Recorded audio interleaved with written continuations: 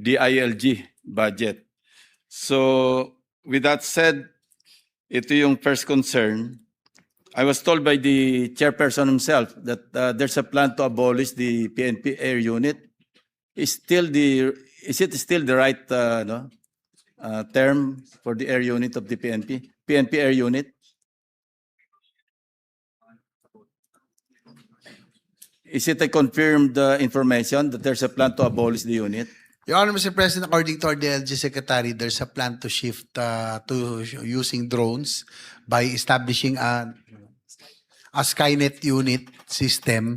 Kasi po medyo they find it a little bit expensive to maintain. Currently, there are about 9 air assets of the Philippine National Police right now, the air unit. 6 Airbus helicopters, 2 Robinsons, and a fixed wing. So medyo namamahalan daw po sila sa sa maintenance. So that was the rationale behind on why they would want shift into using drones instead of our present air unit by using the Airbus choppers, Mr. President. So when that happens, how will it be called now? Drone unit? PNP drone unit? By the way, how many air assets do we have right now?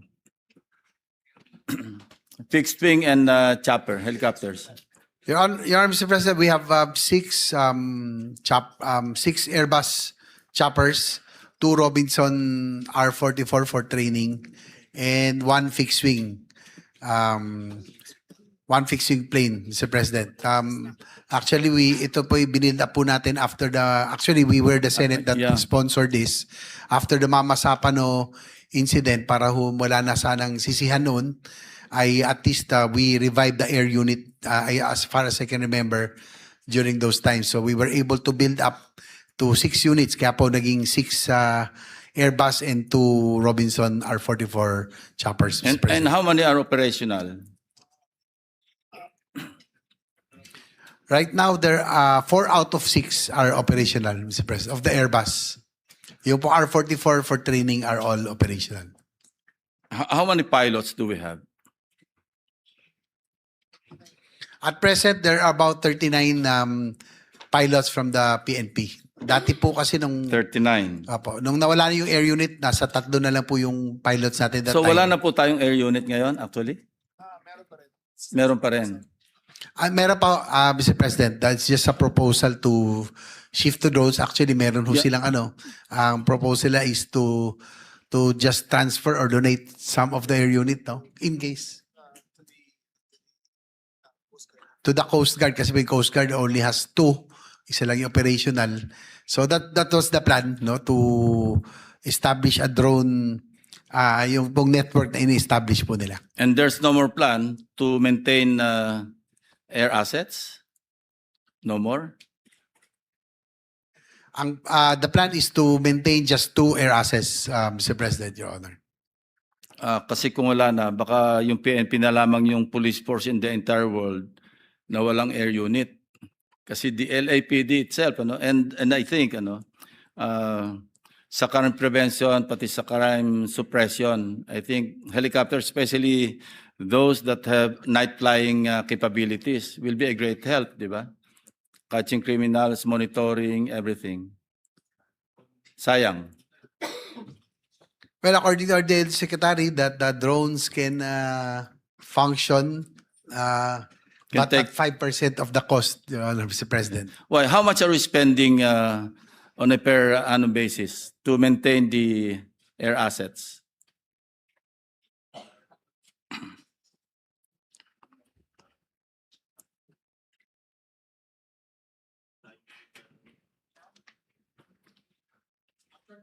Mr. President, actual requirement is about 89 million, but our allocation is about 39,432,000 from the NEP. So ito po yung this is from the Senate, no? Amendment. Yes. Our amendment, we added, so nasa 50 million na po ang ating For pong maintenance. 2026. For Then after 2026, since dalawa na lang yung choppers, we'll trim down the appropriation. Yes, Your Honor, Mr. President. Compared to when we maintain drones, how many drones are we planning to procure?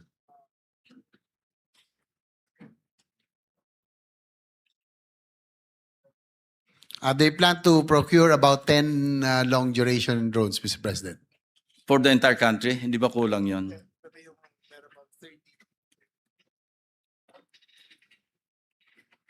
Or limited to urban centers? Yung pong ano, yung target nila 30 na 3-hour capacity and about 10 with the 12-hour capacity.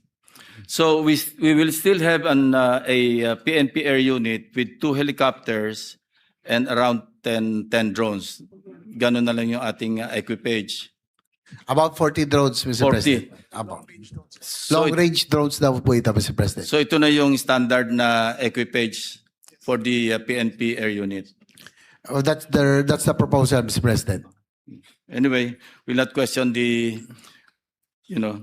discretion or the wisdom of the PNP leadership, including the DILG secretary.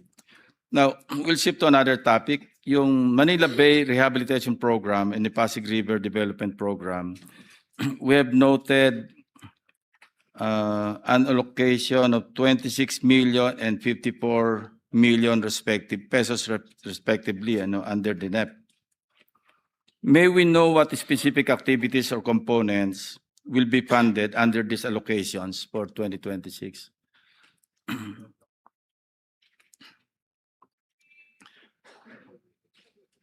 Relatedly, for the Pasig River Development Program in particular, how will these funds complement the ongoing interagency efforts? Kasi meron tayong DNR, MMDA, DPWH, and the newly constituted Pasig River Urban Development Coordinating Council. So how will we complement the interagency efforts? Mr. President, ito po yung present task, liquid waste management, management of informal settler families, and on coastal resource management. Mostly for relocation. Opo, kasama po. At saka yung Manila Bay clean up, Mr. President. Clean up. This is just an aside, and I'm not questioning the discretion nor the authority of the NAPOLCOM, especially the ex officio. Why is General Nartates still acting chief PNP? Don't get me wrong, I have not spoken to General Nartates, not to mention that he used to be my aide camp when I was chief PNP.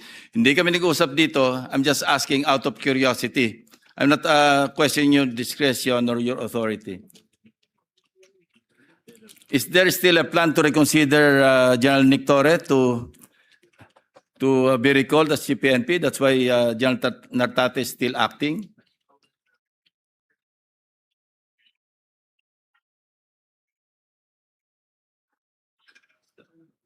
My understanding, Mr. President, yung rank kasi iba sa position. He can be full-time chief PNP if the NAPOLCOM feels that he is fully qualified with three stars on his shoulders. It doesn't matter. And when Nick Torre retires, then nabakate yung 4-star position. That's the time that he can be promoted. But position and rank are two different matters. Yes, you're correct, Mr. President. Because General Nick Torre still has not resigned or has not He retired. resigned as chief PNP. He di ba? resigned as chief PNP. So he's no longer chief PNP.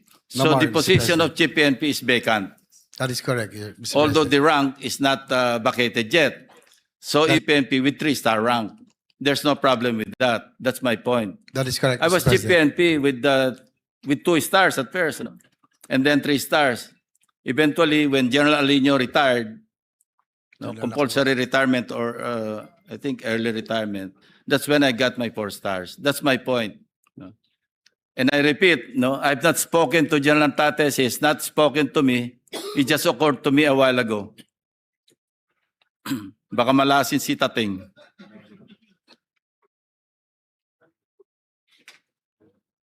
Your Honor, Mr. President, according to our DLG Secretary, they're studying the possibility, or if wala naman ho daw kasing There's no legal prohibition. impediment. There's no legal impediment, Yeah. wala akong provision that Ngayon, to have kung two tinetest pa four-stars. nila si Tateng, I have no question anymore. As I said, I'm not questioning the discretion, I'm not questioning the authority, I'm just expressing my view that rank and position are two different things. No, hindi related ito. Related, of course, kung mag-full-time chief PNP, bigyan ng 4 na estrella. But in the meantime, that the 4-star rank is not available, there's no legal impediment to appoint a 3-star general, police general, to become permanent chief PNP. According to our DL Unless there's a problem, I will not question anymore. Kung very lax, then Your Honor, Mr. President, according to our DL Secretary, they have forwarded already to the Office of the President yung pong for the permanent appointment of our current Chief PNP. thank you. Okay na yung curiosity ko. Now, let's go to the DILG proper, yung budget. Based on the DILG submissions, yung original budget proposal for 2026, 347 billion, di ba? And change, 347 billion, 445 million. No? Ang inapprove lang ng DBCC, 285. Now, ang tanong ko is, ano yung mga masasacrifice ng mga PAPs because of the reduction?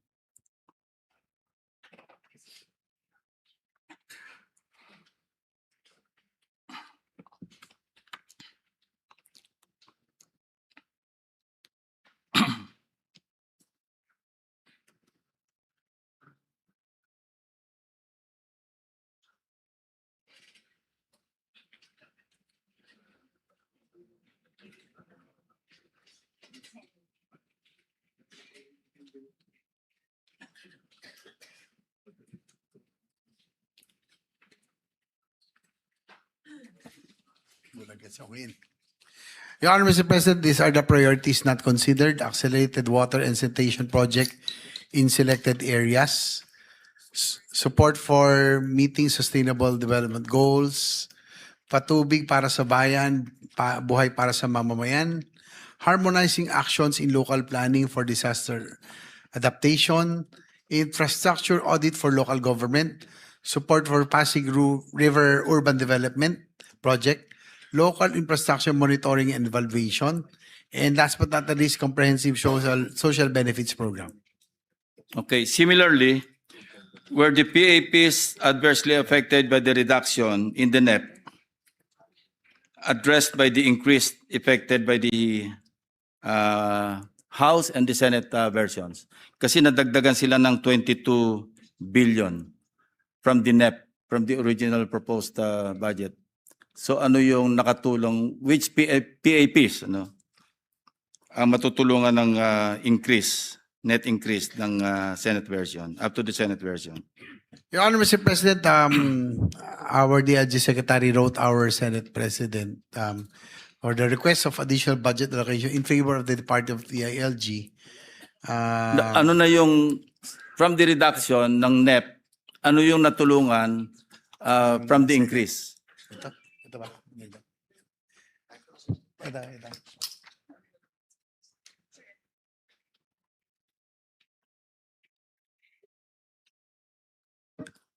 The most significant, Mr. President, because of the Senate intervention is the subsistence allowance of subsistence allowance Hindi of abstinence. subsistence allowance of uniformed personnel. The procurement of 65 units of 1,000-gallon fire trucks, construction of 65 fire stations. So ito yung pinakamalaki po, yung subsistence allowance of all, subsistence. Pasensya na, nabubulag lang. Subsistence allowance of uniform personnel and the procurement of fire trucks. At least wala na ho tayong backlog. Before, as far as I can remember, Mr. President, last year nasa 180 pa yata yung backlog natin na LGUs without fire stations or fire trucks. But now, with the procurement of 65 units and the construction, wala na ho tayong backlog. So malaking bagay itong subsistence allowance for for BFP, PNP, and Out of the Senate BGMP. intervention. Yes, out of the Senate intervention. At least we are now at par, Mr. President, with the AFP subsistence allowance. Yeah, thank you very much. Based on the 2025 mid-year report, yung obligation rate ng DILG, medyo mababa, no? Roughly 58%. That's as of mid-year, as of June 30. Now, I want to find out kung meron ng update as of November or as of October man lang, third quarter. I'm sure gumalaw na ito, no? Hindi na ito 58%.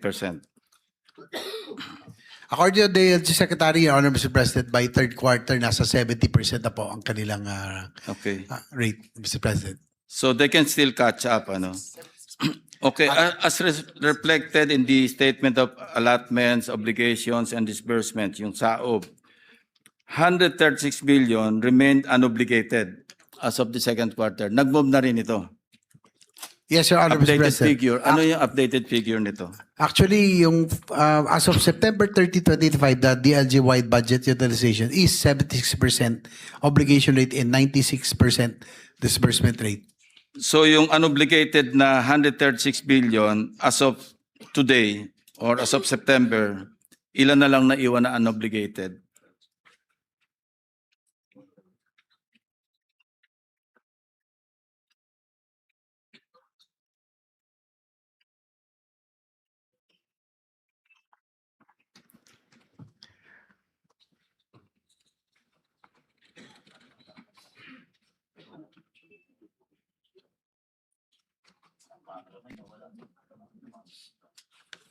Your Honor, Mr. President, ang natitira lang po about 24% or about a balance of 6.198 billion, Mr. President. So yung dating 136, naging 6 billion na lang yung unobligated.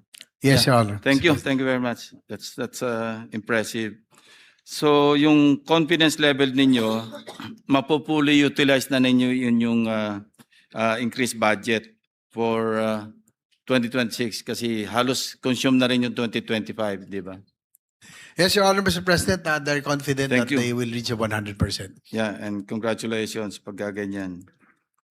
Yung disaster preparedness, how is the DILG strengthened? Kasi Vice Chairman yung DILG Secretary, di ba? Ng NDRMC. How is the department strengthening and expanding the disaster preparedness capacities of local government units? Kasi ang daming storms ngayon, ang daming calamities. So ano yung specific policy reforms, innovative programs na ini-implement ng ating department?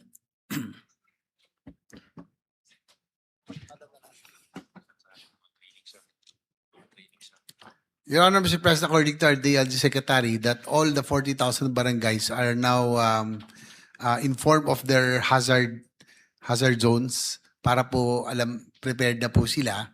And then the department ensures that LGs are well prepared for disasters and emergencies through the operation of Listo program.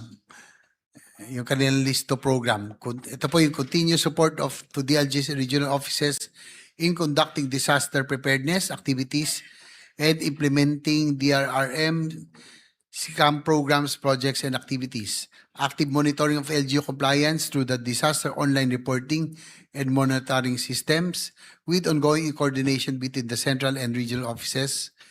Last but not least, institutionalization of preparedness mechanisms by integrating Operation Listo protocols and other DRRM, SICAM policies into local government and planning processes.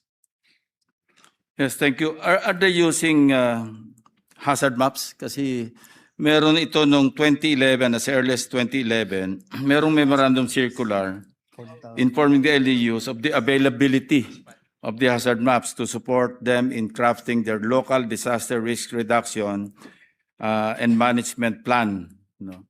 So are they utilizing the hazard maps? Yes, Your Available Honor, ba ito in all local government units? Yes, Your Honor, Mr. President, from cities, LGUs, all the way to the 40,000 barangays, according to our DLG Secretary. Pati doon sa kanilang zoning ordinances, gamit itong lahat. They are supplied with Hazard maps. Hazard maps, Mr. President. Mr. President. Thank you. Tsaka it's also available the DOST website, yung pong hazard areas. Thank you. Yung support to local governance program, no? Importante ito kasi dito yung strengthening ng mga local development councils. Ano? Kasi ang effort natin yan is really get them involved in the preparation of the National Expenditure Program. Maximize the participation. In fact, the President himself, di ba, he issued Executive Order 82, di ba? Strengthening, enhancing the participation of the RDCs. And the RDCs, they rely heavily on the LGCs, di ba? Local Government Councils. Kasi sa ngayon, we're still at 35% of the entire President's budget or sa budget call. Ang pumapasok lamang sa NEP, nasa mga 35% output ng RDCs. So we want to further enhance that. No? Makarating man lang tayong 50-60%.